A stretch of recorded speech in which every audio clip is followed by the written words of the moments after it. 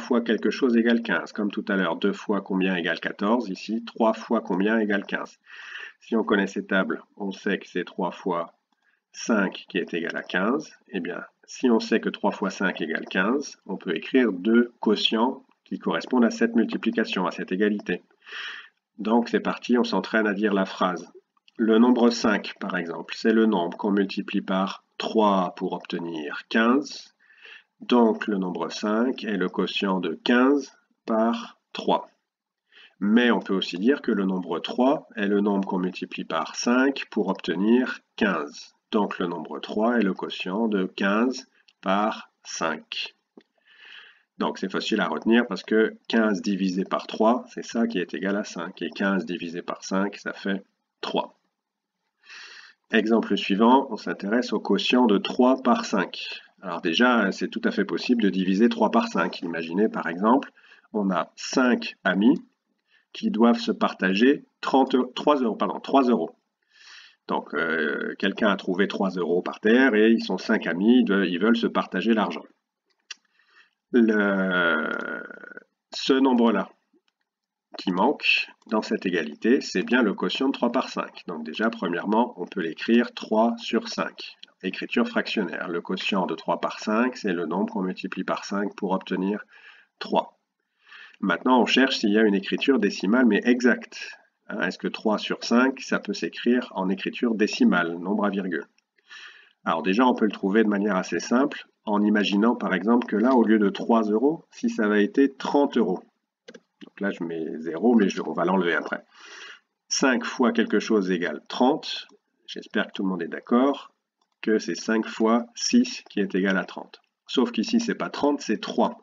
Donc, il faut que je réenlève le 0, mais pour faire disparaître ce 0, ça revient à diviser 30 par 10. Hop, j'ai divisé par 10.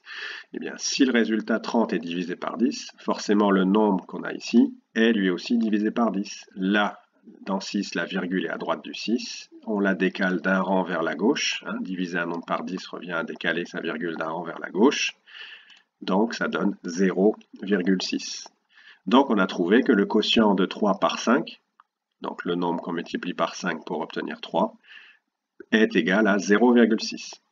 Pour retrouver cette valeur décimale, on peut évidemment poser la division de 3 par 5. Donc, on met 3 ici, le dividende, puis on met 5 ici, le diviseur.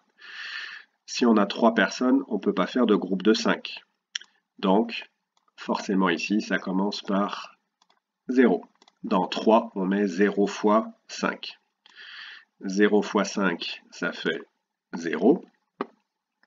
Donc, finalement, il reste 3. Donc là, pour l'instant, c'est comme si on avait fait une division euclidienne. Dans 3, il va 0 fois 5, il reste 3. Donc il reste 3 unités. Sauf que là, cette division, on va la poursuivre, on va la continuer. Pour continuer cette division, eh bien, on va dire que 3, c'est 3,0. Virgule, et après la virgule, 0. 3,0, c'est la même chose que 3. Et donc ce 0 qui est là, juste après à droite de la virgule, c'est 0 dixième. C'est 0 dixième, on va le faire descendre ici, on le rajoute, hop, 30. Alors attention, 30 quoi? 30 dixièmes. 3 unités, ça fait 30 dixièmes. Le chiffre qu'on va trouver maintenant juste après le 0 là, eh bien ce chiffre-là doit forcément être le chiffre des dixièmes, puisque là ce sont des dixièmes, 30 dixièmes qu'on partage entre 5 personnes, qu'on divise en 5.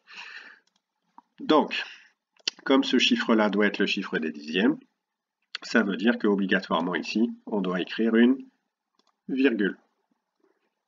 Donc, je répète, quand on abaisse le chiffre des dixièmes, ici, le chiffre juste à droite de la virgule, quand on abaisse le chiffre des dixièmes, forcément on écrit tout de suite une virgule au quotient. Donc maintenant on continue. 30, on a déjà vu tout à l'heure que dans 30, il va 6 fois 5.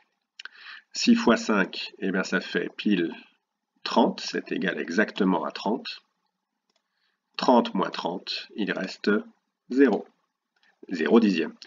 Comme il reste 0, on dit que la division tombe juste et que donc le quotient de 3 par 5, qui est ici, est égal exactement à 0,6. Donc on a trouvé que le quotient qu'on cherchait là est égal à 0,6. Donc écriture fractionnaire 3 sur 5, écriture décimale exacte 0,6. Troisième case ensuite.